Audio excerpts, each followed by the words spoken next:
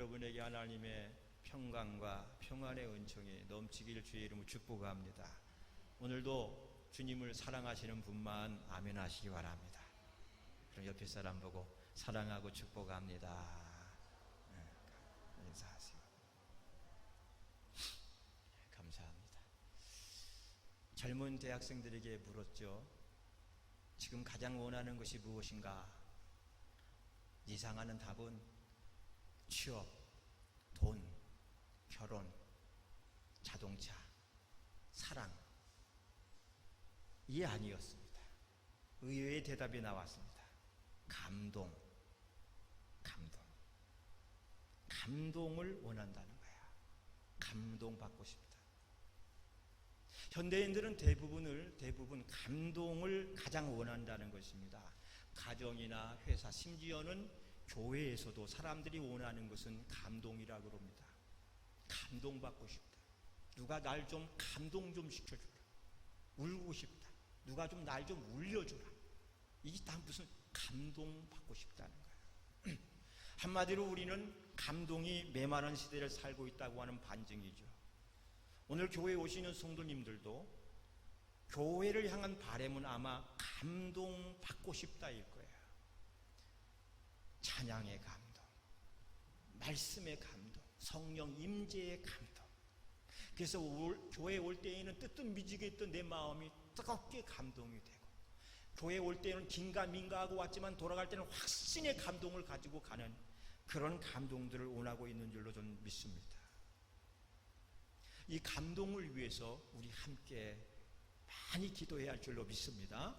그래서 우리 교회에 오시는 모든 성도님들은 한 분도 빠짐없이 그런 은혜를 받고 돌아가면 가장 행복하겠다, 그런 생각이 전 듭니다. 언젠가 유명 개그맨을 친구로 둔 목사님이 그 친구에게 이렇게 물었습니다. 너는 잠깐 동안에도 사람을 그렇게 잘 울리고 웃기는데 왜 내 설교를 통해서는 아무도 반응을 하지 않는 걸까? 그러니까 이 친구가 하는 말이, 나는 가짜를 진짜처럼 말하지만 너는 진짜를 가짜처럼 말하지 않니? 또 한 가지, 사람들은 나를 보면 이미 웃을 기대를 하고 있으니까 금방 웃기지만 너의 교인들은 아마 너에 대한 기대가 아무것도 없나 보지. 두 가지죠. 진짜를 진짜처럼 전하지 못하는 목사님의 책임과 아무 기대도 없이 나오는 교인들의 책임, 여러분 어떻게 생각하세요? 우리들의 모습 자아상 아닐까요? 여러분, 기대가 중요한 줄로 믿습니다. 기대가 있어야, 기대가 있는 곳에 좋은 일도 역사도 일어나는 거예요. 죽겠다고 전해도 기대가 없는 사람에게는 아마 아무 감흥이 없을 것입니다. 그러나 별거 아닌 말씀이라도 큰 기대 속에 나오는 사람에게는 큰 울림과 감동이 그에게 나타날 줄로 좀 믿습니다. 기대죠. 은혜에 대한 기대, 은혜에 대한 준비, 이 두 가지 속에서 하나님의 은혜가 여러분과 저에게 임하기를 축복합니다. 오늘은 백부장의 신앙과 예수님의 감동이라는 진짜 감동적인 이야기입니다. 따라합시다. 백부장의 신앙과 예수님의 감동. 예수님 당시에 온 세상은 로마가 지배를 하고 있었습니다.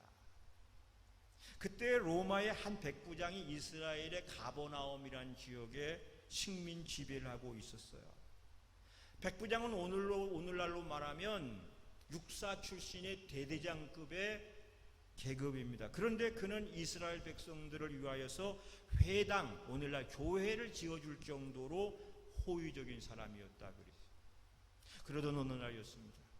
그 백부장의 집에 일하는 종이 병들어 죽게 되었는데 2절 말씀에, 그때 마침 예수님께서 가버나움 동네를 지나간다는 소식을 듣고 백부장이 유대인 장로 몇 사람을 보내서 자기 종을 고쳐달라고. 그래서 그때 찾아온 장로들이 예수님에게 와서 이렇게 강청을 합니다. 그것이 5절 말씀인데, 이렇게 보면 하반절에 5절에 그가 이 일을 즉 이 종을 고쳐주시는 것이 합당하니이다. 이 종을 고쳐주시는 것이 합당하니이다. 몇 절이죠? 말씀이 살짝 헷갈렸어요. 몇 절입니까? 4절. 이에 저희가 예수께 나와 간절히 구하여 가로되 이 일을 하시는 것이 이 사람에게는 합당하나이다. 이런 말을 했어요. 그리고 또 말씀을 보니까 저가 우리 민족을 사랑하고 우리를 위하여 뭐를 지어줬다 그랬죠? 회당, 오늘날 교회를 지어줬어요. 여기서 예수님은 회당을 지은 백부장이라고는 말을 듣고 곧장 그 집으로 향했다는 사실이에요. 바로 그때 백부장이 다시 사람을 보내어서 그게 6절 8절인데 주여 수고하지 마옵소서. 나는 예수님이 내 집에 들어오시기도 감당치 못하겠나이다. 그러므로 내가 주께 나아가기도 감당치 못할 줄 알아 대신 사람을 보내었나이다. 주님이 오시지 않고 말씀만 하여도 제 종이 나을 줄로 믿습니다. 이렇게 고백을 하게 됩니다. 할렐루야.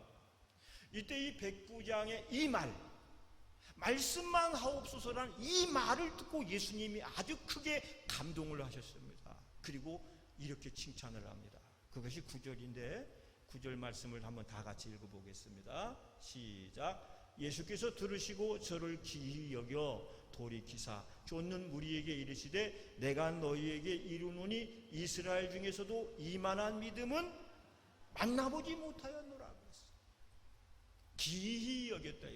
이 백부장의 믿음을 기이 여겼다는 거예요. 기이란 말은 흔할 때 쓰는 말입니까? 만에 하나 나왔을 때 하는 쓰는 말입니까? 아주 희귀한, 이 믿음이 참 희귀하도다, 기이하도다. 그리고 이 사람을 보니까 이스라엘을 두루다녀도 이만한 믿음을 가진 사람을 만나지 못했다. 이 굉장히 중요한 대목입니다. 예수님이 수없이 많은 사람들을 만나면서도 이렇게 칭찬한 예가 별로 없어요. 그런데 이방인이면서 점령국의 장교에 대해서 이런 극찬을 하게 된 겁니다. 이건 예수님이 백부장의 그 말과 행동을 보시고 크게 감동하셨다는 증거예요. 그래서 예수님이 감동하셨어요. 백부장의 그 고백과 믿음을 통해서 예수님이 감동을 받으셨어요. 여러분 대단한 겁니다. 예수님을 감동시킨 백부장, 예수님의 마음을 감동시킬 수밖에 없었던 그 백부장의 믿음, 이것이 오늘 우리가 말씀 속에서 이끌어내고 배워야 될 말씀인 줄로 믿습니다. 저와 여러분의 소원도 예수님의 감동을 이끌어내자, 예수님의 감동을 이끌어낼 수만 있는 사람이라면 여러분이 이 땅에서 성공적인 인생을, 신앙 인생을 살아갈 줄로 좀 믿습니다. 성경은 감동의 연속이에요. 아브라함이 100세 이삭을 바친 그 기사도 하나님을 감동시킨 3년 6개월 동안 가물었던 이스라엘 땅에서 보리떡이 아니라 한 움큼의 가루로 선지자를 대접했다가 가루통에 가루가 마르지 않고 기름통 기름이 마르지 않는 축복을 받았던 것도 이 사르밧 과부의 헌신의 감동이 나와 있는 말씀입니다. 그렇다면 이 백부장의 어떤 모습이 우리 예수님을 감동시켰을까요? 첫째, 사랑의 감동이었습니다. 오늘 말씀을 보면 백부장은 사랑의 사람이었어요. 2절 말씀을 보면 백부장은 자기가 부리는 종을 뭐 했다 그랬죠? 사랑했다 그랬어요. 어떤 백부장의 사랑하는 종이 그랬잖아요. 백부장이 사랑했다는 말이에요. 누구를 사랑했어요? 아내를 사랑했습니까? 자기 딸을 사랑했습니까? 누구를 사랑했어요? 종을 사랑했어요. 종은 여러분 둘로스라고 하는 말을 써요. 종이에요. 노예예요. 하인이고 하녀입니다. 그런데 여러분 성경은 그 종을 사랑했다. 사랑하는 종이 병들매. 당시 종의 신분이란 어떤 건지 알아요? 사랑의 대상이 아니죠. 종은 죽도록 부려먹다가 병들면 헐값에 팔거나 내다 버리는 대상이지 일반적으로 사랑의 대상이 아니었어요. 그런데 이 백부장은 그 종을 사랑하는 종이라고 표현을 합니다. 말로만이 아닌 그가 병들어 죽게 되자 예수님을 찾아가서 강청할 정도로, 주님 고쳐주시옵소서 강청할 정도로 이것은 그가 진정 사랑의 사람인 것임을 증거하고 있는 줄 믿습니다. 뿐만 아닙니다. 오늘 말씀을 보면 백부장은 식민지 이스라엘도 사랑했다라고 되어 있어요. 5절 말씀을 보면 저가, 그렇죠? 5절 그가, 시작, 그가 우리 민족을 사랑하고 또한 우리를 위하여 회당을 지었나이다. 그가 우리 민족을 사랑하고, 자기 민족이 아닙니다. 로마의 민족이 아닙니다. 식민지의 그 나라를 사랑해서 사랑하였기 때문에 예배당도 지어주고 했다는 거예요. 이걸 보면 백부장은 필경 사랑의 사람이었어요. 이 백부장의 러브스토리가 당시의 사람들을 감동시켰고 감동시켰고 예수님까지도 감동시켰고 또 오늘 이 시간 말씀을 통해서 저와 여러분을 감동시키고 있는 줄 좀 믿습니다. 아멘. 감동이에요. 사실 현대인들은 사랑에 굶주리고 있어요. 사랑에 목말라 하고 있습니다. 그리고 그 사랑에 감동되기를 원하고 있어요. 웬만큼만 사랑을 가지고 접근을 하면 마음을 열고 그 사랑에 감동되기를 기다리고 있던 사람들이 많다는 사실입니다. 그래서 그런 진정한 사랑의 감동의 이야기들은 많은 사람들의 마음을 흐뭇하고 행복하게 만들어 주고 있습니다. 어떤 환자가요, 밤새도록 주전자에서 물 끓는 소리가, 주전자 뚜껑이 펄럭거리는 소리에 잠을 자지 못하고 있었습니다. 그때 그 환자를 간호하던 이가 생각을 했어요. 어떻게 하면 저 소리가 안 나게 할 수 있을까? 그리고 이 환자가 잠을 잘 잘 수 있게 해줄까? 그리고 밤새도록 연구한 끝에 그가 주전자의 뚜껑에다 뭐를 뚫지요? 구멍을 뚫었어요. 여러분, 주전자 살아가면 뚫려있는 구멍, 그거 별거 아닌 것처럼 지나가지만 유심히 살펴보면 여기에 왜 구멍이 뚫려 있을까? 그렇게 주전자 뚜껑에 구멍을 뚫고 나니까 그때부터 환자는 잠을 잘 잘 수가 있게 되었다는 겁니다. 어떻게 하면 환자가 잠을 잘 수 있을까 하는 그 사랑의 마음이 뚜껑에 구멍을 뚫는 일을 하게 되었고, 이것이 감동적인 사랑의 아이디어가 되었다는 거예요. 감동 안 돼요? 감동이 되는 거예요. 또 일본의 어느 병원에서 있었던 일인데, 한 환자가 스스로 물을 마시려고 아픈 몸을 억지로 일으켜야만 했습니다. 여러분 경험해 보신 분 아시죠?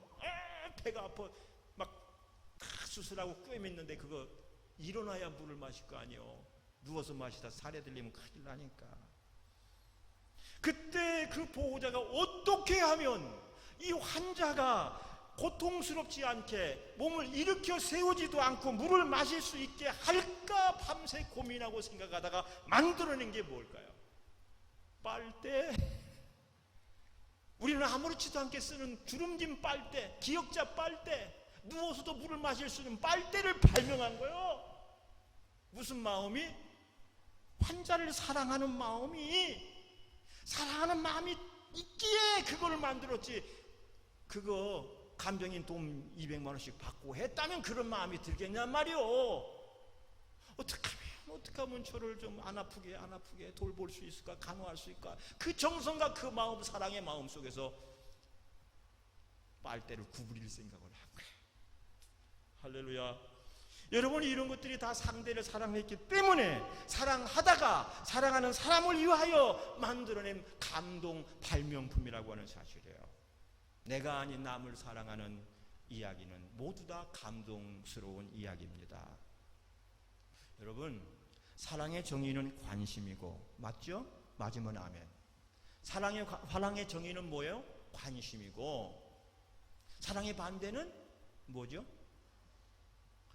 미움이라고 생각하는 사람 아직도 있는 것 같은데, 사랑의 반대는 미움이 아니라 뭐예요? 그렇죠? 무관심이. 먹든지 말든지 자든지 말든지 살든지 말든지 죽으려면 너 혼자 죽어라, 나는 죽기 싫다. 아무 관심도 상관도 없이 사는 것이 그게 미움보다 더 독한 마음이라고 하는 거예요. 모든 사랑은 관심으로부터 시작되는 줄을 기억하시기 바랍니다. 관심이에요. 관심이 뭐죠? 알아주는 거예요. 관심은 상대방을 알아주는 거예요. 알아주는 거예요. 알아주는 거예요. 얼마나 수고했니? 얼마나 고생했니? 얼마나 힘드니? 내가 너의 마음을 안다. 고생했겠구나. 고생하셨겠네요. 여러분 인사할 때 진지 드셨어요 보다는 얼마나 수고 많으셨어요 인사가 더 좋아요. 왜냐면 그 사람의 수고를 내가 안다는 거예요. 알아준다는 거예요. 응? 하도 안 알아주니까 어떤 여인이 하도 아무도 알아주지 않으니까 나 어때 이뻐? 뭐 자랑하는 거예요? 반지 하나 맞추고 왔는데 알아주는 리가 없으니까 나 어때 예뻐? 나 어떠냐? 뭐 하는 사람? 금리빨 알아달라는 거예요. 알아달라는 거 한 번도 못 알아주냔 말이에요. 여러분 좀 여러분 집에 있는 남편들 좀 알아주세요. 알아줘요. 알아주다가 안아주세요. 여보 얼마나 고생 많아. 사랑해. 여러분 아내들도 좀 알아주세요. 아내가 안팎으로 일하잖아요. 요즘에는 집안일도 하고 바깥일도 다 하고 살잖아요. 그 아내의 수고를 좀 알아주면 수고하는 고생이 보람이 되고 힘들어도 힘들지 않는 역사가 있게 되잖아요. 그렇죠? 교인들끼리도 좀 알아주세요. 옆에 사람 보고 인사합시다. 사랑합니다. 감사합니다. 고맙습니다.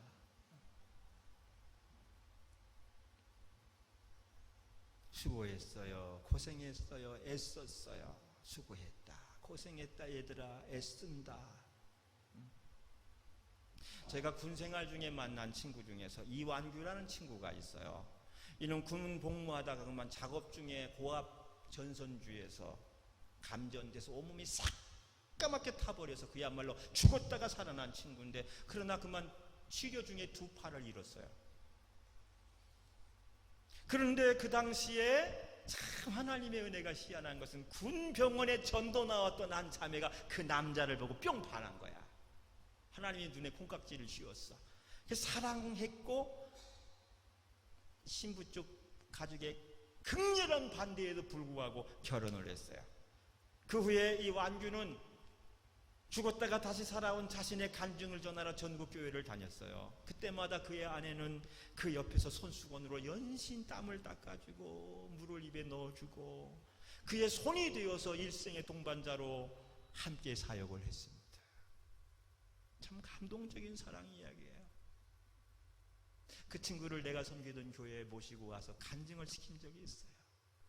땀을 뻘뻘 흘리니까 손수건으로 닦아주고 물 마시게 해주고 2시간 간증하는데 너무 아름다운 거야.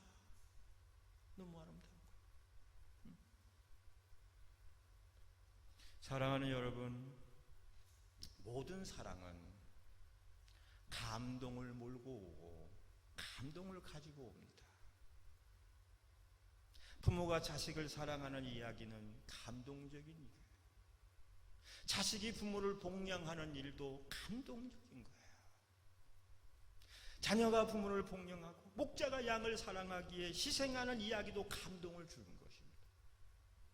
성도가 교회를 사랑하여서 섬기는 그 희생의 일도 우리 감동을 주는 거예요. 거저되는 일은 한 개도 없는 거예요. 예수 그리스도께서 십자가를 지신 일은 모든 사랑의 하이라이트이면서 클라이맥스인 줄로 믿으시기 바랍니다. 모든 사랑의 결정체 완전체가 예수 십자가의 사랑인데 무엇 때문에 예수님께서 그 십자가를 지셨습니까? 바로 저와 여러분을 구원하기 위해서, 인류를 죄악 가운데 건지고 구원하기 위해서 부어주신 사랑의 은혜인 줄로 믿으시기 바랍니다. 그 사랑이 저와 여러분을 감동시켜서 오늘 죄전으로 이끌어온 줄로 저는 믿습니다. 그 사랑이 오늘도 우리를 감동시키고 있어요. 오늘 백부장이 자기 종을 사랑하는 이야기는 사랑이 있고 감동이 있는 이야기입니다.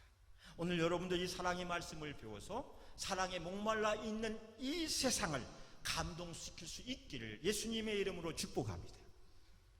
두 번째, 믿음의 감동이 있어요. 백부장의 이야기는 믿음의 감동이 들어있습니다. 백부장의 이야기는 그가 가진 믿음으로 예수님을 감동시킨 이야기예요. 오늘 백부장의 믿음이 돋보이는 말씀이 6절 8절인데 6절부터 읽어보세요. 예수께서 시작. 예수께서 함께 가실새 이에 그 집이 멀지 아니하여 백부장이 보트를 보내어 가로되 주여 수고하지 마옵소서 내 집에 들어오심을 나는 감당치 못하겠나이다. 그러므로 내가 주께 나아가기도 감당치 못할 줄 알았나이다. 말씀만 하사 내 하인을 낫게 하옵소서. 그랬어요. 이 말씀 중에서 키워드가 뭐예요? 말씀만 하옵소서예요. 오직 말씀만 하옵소서. 백부장은 예수님이 말씀만 하셔도 내 종이 나을 줄 믿습니다. 이런 믿음을 가지고 있었어요. 대단한 믿음의 소유자입니다. 여러분 대단하지 않아요? 와서 만져 주옵소서, 약을 발라 주옵소서, 좀 이렇게 치료해 주옵소서가 아니라, 기도해 주옵소서가 아니라 말씀만 하시옵소서. 우리 집과 예수님이 계신 것과 우리 이게 물리적인 거리가 있지만 거기서 말씀하셔도 여기서 나을 줄로 믿습니다. 대단한 믿음이에요. 그런데 과연 우리들은 주님의 말씀을 이만큼 신뢰하고 있는지요? 주의 말씀을 이만큼 신뢰하고 살고 있는지요? 예수님의 말씀은 저만 치고 매주일 듣는 목사님의 설교조차도 얼마나 소중히 여기고 계신지요? 저는요, 좀 팔푼이 같진 몰라도 제가 한 설교를 동영상에 올리고 어저께 한 번 더 들었어요. 듣다가 제가 은혜 받았다니까. 전체적인 내용은 내가 마음에는 안 들지만 내가 은혜가 되더라고요. 내가 누가 전화하면서 내가 내 설교 들으면서 은혜 받았다? 그분이 참 고마운 분이야. 목사님 저는 항상 은혜 받아요 그러더라고. 진짜인지 가짜인지 모르지만, 근데 목사한테 거짓말 하겠어? 내가 해놓고 내가 은혜 받으면 여러분은 은혜 더 받아야지. 그리고 그 은혜를 좀 전해야 될 거 아니에요. 막 퍼다 날러 좀. 교회 못 나온 분들한테 좀 전해주면서 들어봐. 지난주에 목사님이 감동에 대한 설교하셨어. 기억이 나야 전하지 뭐. 기억 안 나니까 그걸 전해주라고. 지난주 말씀 기억나요? 아니 그만둬. 가서 보시오. 지난주도 감동이야. 보리떡 5개, 물고기 2마리의 기적, 오병이의 기적, 6번의 감동. 6번 감동됐단 말이오. 근데 오늘은 이 백부장의 감동은 3가지 감동이야. 첫째 말씀드릴 때 무슨 감동이죠? 사랑의 감동이야. 두 번째는 뭐죠? 믿음의 감동이에요. 왜? 이 백부장은 말씀만 하셔도 됩니다라는 믿음을 가진 거죠. 백부장의 이런 대단한 믿음을 예수님이 알아보셨어요. 그리고 그 대단한 믿음을 알아보시고 예수님이 보인 반응은 9절 말씀에 나와 있습니다. 예수께서 들으시고 시작. 예수께서 들으시고 저를 기이 여겨 돌이키사 쫓는 무리에게 이르시되 내가 너에게 이르노니 이들을 청해. 이만한 믿음을 보세요. 그 얘기를 듣고 이야 너 대단하다 이게 아니에요. 이 사람은 일단 이리 와봐. 이리 와 뒤로 가. 이야 여러분 여기 좀 보시오. 세상 사람들아 나 좀 보시오. 내가 여러분 수도 없이 많이 만나보고 경험해 봤지만 여기 있는 이 사람만한 믿음을 못 봤어요. 넌 잠깐만 뒤에 있어. 내가 이 사람만한 믿음을 못 봤다니까. 누구한테 칭찬하는 거예요 지금? 예수님이 만민에게 칭찬을 하는 거야. 만민에게 칭찬받을 만한 믿음이라는 거예요 이 사람이. 할렐루야. 와 나도 천국 가서 예수님이 그렇게 칭찬해주면 난 깜빡 죽겠어. 얘들아 잠깐만 있어보라. 누가 왔는데 김용건 목사가 왔다. 니 한번 와봐. 이 친구 대단했어. 이런 칭찬이 여러분과 저의 것이 되기를 축복합니다. 할렐루야. 이스라엘 중에서 이만한 믿음을 만나보지 못했다. 이건요 예수님은 감동받았다는 거야. 감동받으신 표현을 그렇게 한 거야. 할렐루야. 이건 마가복음 14장 9절에 향유 5컵을 깨뜨린 한 마리아라는 여인이 비슷한 칭찬을 들었어요. 거기 뭐라, 내가 진실로 이르노니 온 천하에 어디서든지 복음이 전파되는 곳에는 이 여자의 행한 일을 말하여 전하여 저를 기념하라. 이때도 예수님이 감동받으신 거야. 그러니까 여러분, 예수님도 감동받으시는 분이라는 거예요. 여러분의 모습 하나하나가 예수님의 감동이었으면 좋겠습니다. 우리 교회 자체가 예수님의 감동이었으면 더 좋겠습니다. 할렐루야. 사랑하는 여러분, 사람이 사람을 믿어주는 것보다 더 귀한 일은 없습니다. 우리가 사는 사회도 서로 믿고 살 때 수없이 많은 감동의 일들이 일어나게 되어 있는 것입니다. 믿지 못할 때, 불신앙이 싹틀 때 거기서 많은 불편한 일들이 일어나는 거예요. 지도자가 백성을 믿지 못하고 백성이 지도자를 못하는 사회가 되면 그것보다 불행한 것이 없잖아요. 사람은 예측 가능한 사람이 좋아요. 저 사람은 이렇게 할 것이다. 근데 그렇게 살아. 참 틀림이 없는 사람이다. 예측 불가능한 사람이 제일 위험한 사람이에요. 기대가 있을 때 그 사람이 기대를 충족시켜줄 때, 맞아, 저 사람은 진짜구나, 믿어주는 것보다 더 좋은 일이 없어. 가끔은 여러분 가정에 있는 남편이 좀 마음에 안 들어도 좀 믿어주면 좋겠어요. 비록 약간 어리버리하게 거짓말해도.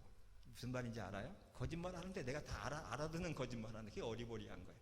그래도 슬쩍 모르는 채 넘어가 주는 것도 믿어주는 거야. 믿는 것보다 믿어주는 것이 더 좋아요. 여러분, 폭설이 내리던 어느 날 밤이었습니다. 자정이 지난 시간인데 한 여자가 밤길을 혼자 걸어서 집으로 가고 있었어요. 그런데 어떤 시커먼 남자가 뒤를 따라오는 것이었어요. 속으로 강도다. 여인은 긴장을 하면서 걸음걸이를 빨리 했어요. 그러자 그 뒤에 남자도 걸음이 빨라졌습니다. 점점 거리는 좁혀졌어요. 여자는 더욱 긴장했고 집까지는 아직도 멀어. 두려웠는데 그 남자가 바싹 옆으로 다가와 얼굴 보니 험상궂어. 여자는 그때 기지를 발휘해서, 호랑이에게 물려가도 정신만 차리면 산다는 그 마음으로 기지를 발휘해서 자기가 들고 있던 캐리어를 탁 내밀면서 말을 했어요. 저 선생님, 저 좀 도와주시지 않겠어요? 여행 갔다 오는 길인데 짐이 너무 무겁네요. 엉겹결에 이 남자가 그 여자의 짐을 받아들였어. 그리고 나란히 걷기 시작을 합니다. 드디어 여자가 살고 있는 아파트 입구에서 도착을 했어요. 그 여자가 주머니에서 팁을 주려고 하니까 이 남자가 고개를 가로저으면서 하는 말, 아니요, 나는 아무것도 받지 않겠습니다. 사실 나는 당신의 여행용 가방을 처음부터 노리고 여기까지 부인을 따라왔습니다. 그런데 부인이 저를 믿어주셨습니다. 그리고 가방까지 맡겨주셨습니다. 나는 당신이 나를 믿고 맡겨준 이 가방을 가지고 도저히 도망칠 수가 없었어요. 수년 내에 내가 이 세상을 살면서 나를 이렇게까지 믿어준 사람은 당신밖에 없었습니다. 땡큐, 정말 감사합니다. 그 같다는 거야. 남의 일이지만 한번 아멘. 이 믿어줬다고 하는 거야. 여러분, 믿음은 감동입니다. 믿고 살아야 하고 믿어주고 살아야 돼요. 오늘 본문의 백부장도 주님을 믿어주매 주님이 큰 감동을 받으셨다는 거예요. 말씀만 하옵소서, 저분은 말씀만 해도 되실 분이야. 여기서 말씀만 하셔도 낫게 하시는 분이라고 확실히 믿었기에 옷깃만 스쳐도 나을 줄로 믿습니다 했던 12의 혈병 앓던 여인, 그 여인의 고백도 예수님을 믿었던 거예요. 앞에도 못 나서는 여인이 예수님 뒤에서 옷자락만 만져도 내가 나을 줄로 믿습니다라고 믿을 때, 따라 내 믿음이 너를 구원하였느니라는 축복의 역사가 일어나게 된 줄 믿습니다.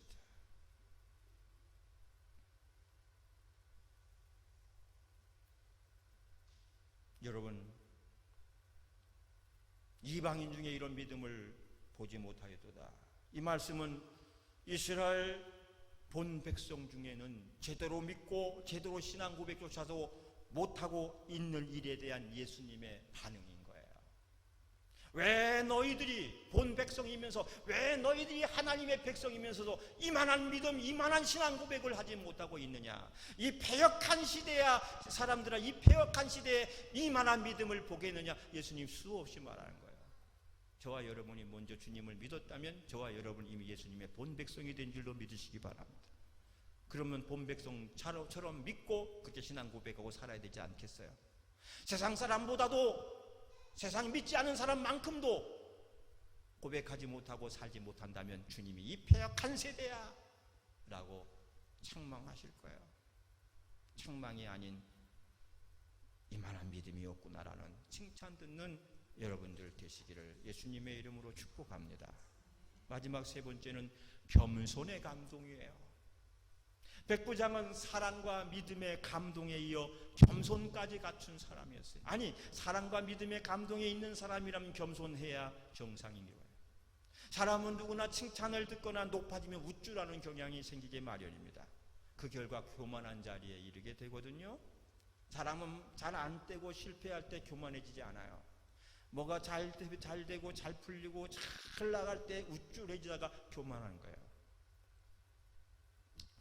오늘 이 백부장은 높은 지위와 신분에, 그리고 사람들로부터 온통 인정과 칭찬을 받고 있었습니다. 그럼에도 불구하고 그는 말하기를, 주여 수고하지 마옵소서, 내 집에 들어오시길 나는 감당치 못하겠나이다. 그러므로 내가 주께 나가기도 감당치 못할 줄 알았나이다. 말씀만 하사 내 하인을 낫게 하소서. 저도 남의 수하에 든 사람이요 제 아래에도 군병이 있으니 이대로 가라 하면 가고 저대로 오라 하면 오고 제 정도로 이것을 하라 하면 하나이다 라고 그는 고백을 했어요. 6절로 8절이 말씀이에요. 이 모습은 자신을 한없이 낮추는 겸손한 모습인 겁니다. 겸손한 거예요. 백부장은 높아지고 교만하려면 얼마든지 교만해질 수 있는 사람이었어요. 지금도 얼마나 교만하게 뻔뻔하게 잘못을 저지르는 거 큰 소리 치고 사는 사람들이 우리가 사는 세상에 많이 있습니까? 그래서 여러분, 겸손은 사실 쉬운 일이 아닙니다. 겸손은 어려운 일이고 힘든 일이에요. 그러기에 때에 맞는 겸손은 감동 자체인 겁니다. 할렐루야. 화천청사에 12년 제가 정부종합청사에 가서 예배를 인도했어요. 그때 부활절이 되면은 각 부처가 돌아가면서 부활절 예배를 드려요. 주최해서 한 1,500명 모입니다. 그때 그 부처에서 부처가 주관을 하면 그 부처의 장이 와서 축사하고 그래요. 법무부에서 법무부 장관이 오는 거예요. 행정안전부가 주체라면 행정안전부 장관이 와요. 재경부가 주체라면 재경부 장관이 와요. 제가 설교할 때 법무부에서 주관하고 법무부 장관이 참석을 했어요. 장관이 뜨면요 한 20명 따라옵니다. 그 비서, 수행 비서관부터 시작해가지고 각 국장, 과장, 실국 과장이 다 따라와. 막 대부대가 옵니다. 벌써 찬양 한참 하는데 막 웅성웅성 벌써 사람이 들어온 소리 나는데, 그때 국회의원에서 장관이었어요. 법무부 장관인데 쭉 오다가 맨 앞뒤석에 딱 앉는 거예요. 제가 그랬습니다. 장관님 앞으로 올라오십시오. 순서자기 때문에 올라오라고 그런 거예요. 축사자로 오니까 올라오시기 때문에 아닙니다. 전 여기 앉는 것이 좋습니다. 그리고 끝까지 안 올라왔어요. 그리고 축사할 때 와서 이런 말을 해요. 제가 제 부처에서는 장관이지만 여기는 하나님께 예배드리는 장소고 집사에 불과합니다. 목사님들 계신 곳에 못 올라갑니다. 그리고 장님 여기서 그리고 갔어요. 그냥 그거 쉬운 일은 아니에요, 여러분. 쇼맨십이었다면 쉬운 일이겠지만 진실한 마음 쉬운 일이 아니에요. 그런 위치, 그런 자리에서는 사람이 우쭐하고 교만해질 수가 있어요. 근데 자기를 낮추는 모습은 겸손의 모습이었다는 거죠. 사랑하는 여러분, 사실 우리 예수님은 인류 최대의 겸손한 모습을 보이고 겸손한 삶을 사신 분인 줄 믿습니다. 태어나신 것도 겸손하게 마국간에 태어나셨어요. 사신 것도 목수의 아들로 사셨어요. 삶 전체가 다 겸손의 덩어리였어요. 그래서 사도 바울은 나중에 빌립보서 2장 5절로 11절에 예수님에 대해서 이렇게 묘사를 하고 있는데 한번 다 같이 읽어보면서 예수님의 겸손한 모습을 살펴보겠습니다. 너희 안에, 시작, 너희 안에 이 마음을 품으라. 곧 그리스도의 예수의 마음이니 그는 근본 하나님의 본체시나 하나님과 동등됨을 취할 것으로 여기지 아니하시고 오히려 자기를 비워 종의 형체를 가져 사람들과 같이 되었고 사람의 모양으로 나셨음에 자기를 낮추시 죽기까지 복종하셨으니 곧 십자가에 죽으심이라. 이러므로 하나님이 그를 지극히 높여 모든 이름 위에 뛰어난 이름을 주사 하늘에 있는 자들과 땅에 있는 자들과 땅 안에 있는 자들로 모든 입으로 예수 그리스도를 주라 시인하여 하나님 아버지께 영광을 돌리게 하셨느니라. 아멘. 나와 있죠?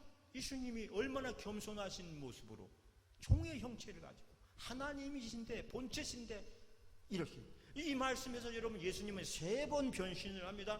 첫 번째는 하나님이 사람으로, 하나님이 누구로? 사람. 두 번째는 사람이 종으로, 사람이 뭘로?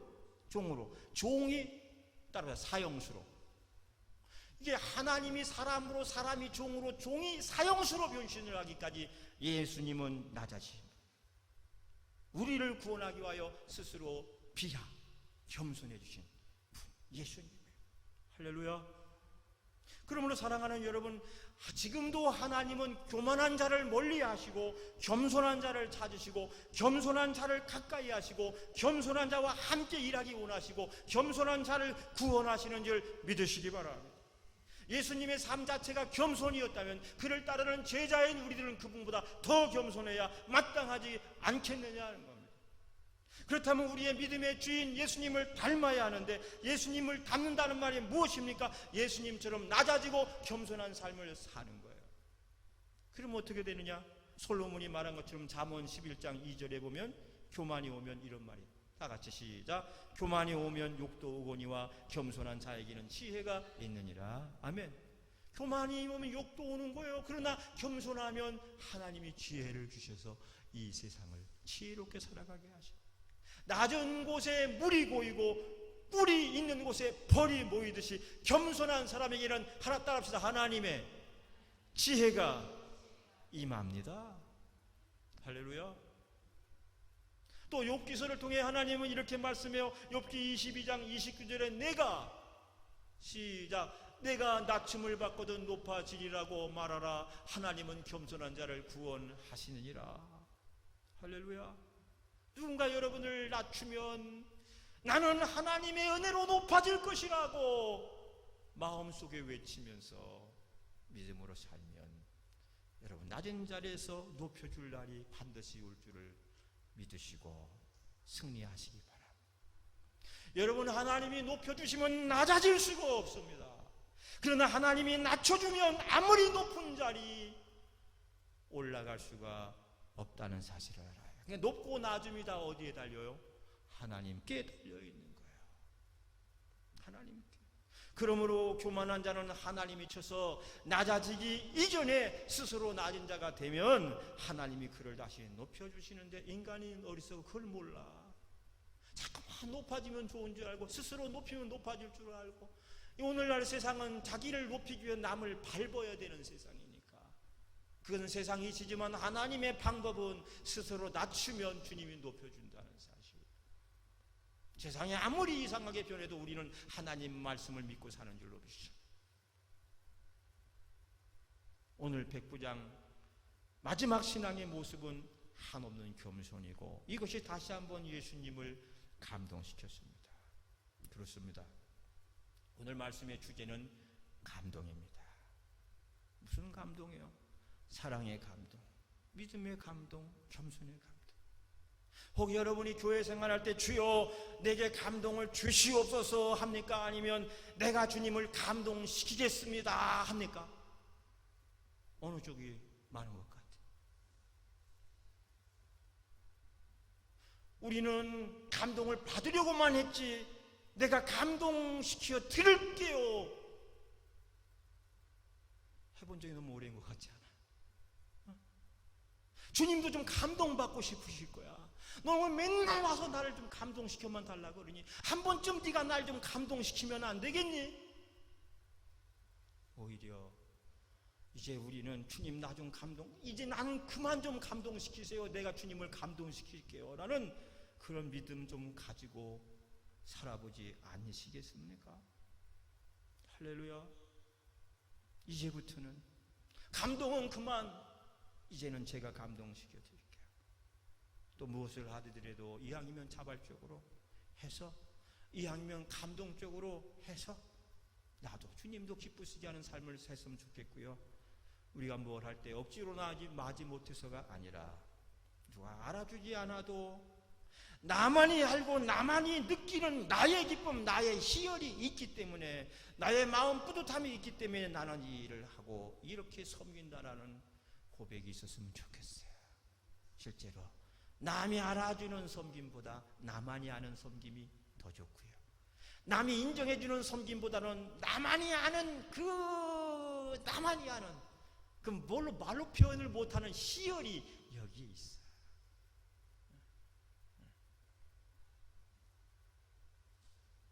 말씀을 정리합니다. 현대인들은 감동을 받고 싶어 해요. 교인들도 감동을 받고 싶어 해요. 감동을 위해서 여러분 항상 기도하시기 바랍니다. 주여, 오늘 우리 교회 가서 찬양을 통해 감동을 받게 하시고, 기도 응답에 감동이 임하게 하시고, 목사님 말씀 증거에 감동이 임하게 하시고, 그렇게 받은 감동은 내가 그 감동을 나누면서 그것을 가지고 이젠 주님을 감동시키면서 살아볼게요. 할렐루야. 그래서 교회에서 받은 감동으로 여러분 가정에 돌아가 여러분 남편을 좀 감동시키고, 고생하는 아내를 좀 감동시키고, 공부하느라고 애타는 자녀를 감동시키고, 연로하신 부모님을 감동시켜, 수고하는 목사님을 감동시켜, 애쓰는 성도를 감동시키는 감동으로 충만한 세상이 되었으면 얼마나 좋을까. 천국 가기 전에 그런 연습 수도 없이 많이 하면서 살면 주님이 기뻐하고 여러분도 기뻐하고 우리 모두가 기뻐하는 교회가 될 줄로 믿습니다. 따라합시다. 사랑의 감동, 믿음의 감동, 겸손의 감동. 이제는 여러분이 그것을 가지고 감동시킬 차례, 주님이 함께 하시기 바랍니다.